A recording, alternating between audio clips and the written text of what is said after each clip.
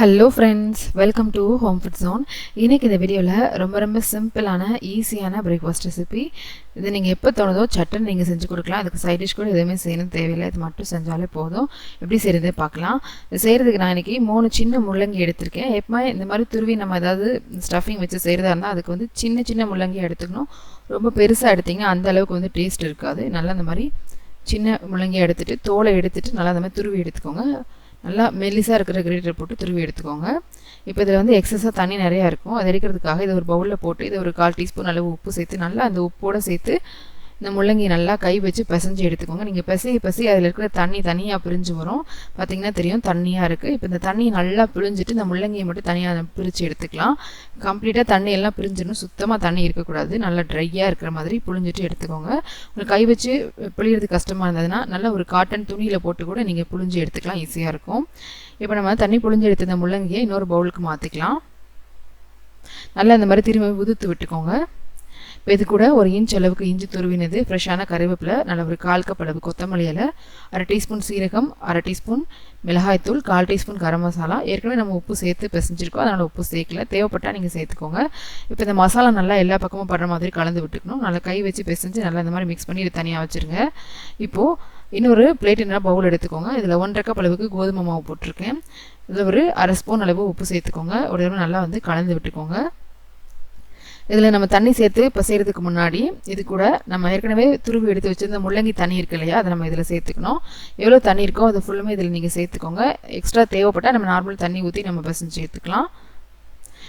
1-2 முள்ளங்கி வந்து அப்படியே அந்த தண்ணியில் இருந்தாலும் பரவாயில்ல, அதை அப்படியே சேர்த்துக்கலாம். டேஸ்ட் நல்லா தான் இருக்கும், ஒன்றும் பிரச்சனை கிடையாது. இப்போ நல்லா இந்த மாதிரி பசஞ்சிட்டு அதுக்கப்புறமா வந்து தண்ணி தேவைப்படுது, அதனால் நான் கொஞ்சம் தண்ணி சேர்த்துருக்கேன். நார்மலாக நம்ம சப்பாத்திக்கெலாம் எப்படி பிசைவோமோ அதே மாதிரியே நம்ம பிசைஞ்சு எடுத்துக்கலாம். முதல்ல தண்ணி ஊற்றி பிசைஞ்சிட்டு நல்லா இந்த மாதிரி பிசைஞ்சதுக்கப்புறமா ஒரு டீஸ்பூன் அளவுக்கு எண்ணெய் ஊற்றி திரும்பவும் நல்லா இந்த மாதிரி சாஃப்டான மாவாக மிக்ஸ் பண்ணி எடுத்துக்கோங்க. ரொம்ப நேரம் ஊற வைக்கணும்னு தேவையில்லை. நல்லா நம்ம டைம் கொடுத்து பிசைஞ்சதுனால ஒரு 5 நிமிஷம் அப்படியே விட்டாலே போதும். 5 நிமிஷம் ரெஸ்ட்டில் விட்டுட்டு திரும்பவும் இதை எடுத்து நல்லா உருட்டி எடுத்துக்கலாம். நம்ம சப்பாத்திக்கு நம்ம எப்படி உருட்டுவோமோ அதை விட கொஞ்சம் பெரிய உருண்டையாக எடுத்து உருட்டிக்கோங்க. ஏன்னா நம்ம உள்ள ஸ்டஃபிங் வச்சு தேய்க்கிறதுக்கு அப்போ தான் கரெக்டாக இருக்கும். நல்லா அந்த மாதிரி உருட்டி கையில் தட்டி இந்த ஸ்டஃபிங் இந்த மாதிரி நிறைய ஒரு கைப்பிடி அளவு எடுத்து எவ்வளோ வைக்க முடியுமோ உள்ளே வச்சுட்டு வெளியில் வராத மாதிரி இந்த கோதுமை மாவை வந்து க்ளோஸ் பண்ணி எடுத்துக்கோங்க. எக்ஸஸாக மாவு இருந்தால் தனியாக பிரித்து எடுத்துருங்க.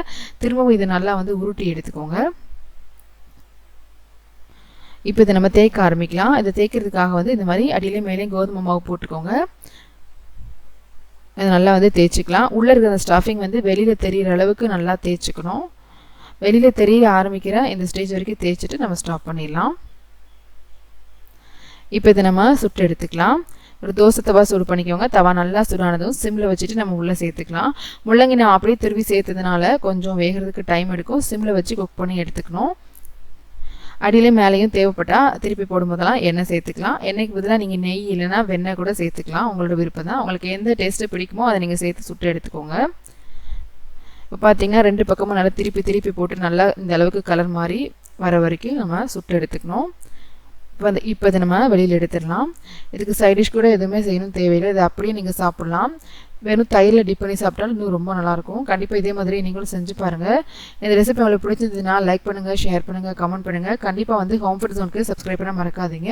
நாளைக்கு இதே மாதிரி ஒரு நல்ல ரெசிபியோட உங்களை வந்து மீட் பண்ணுறேன். அது வரைக்கும் பாய்.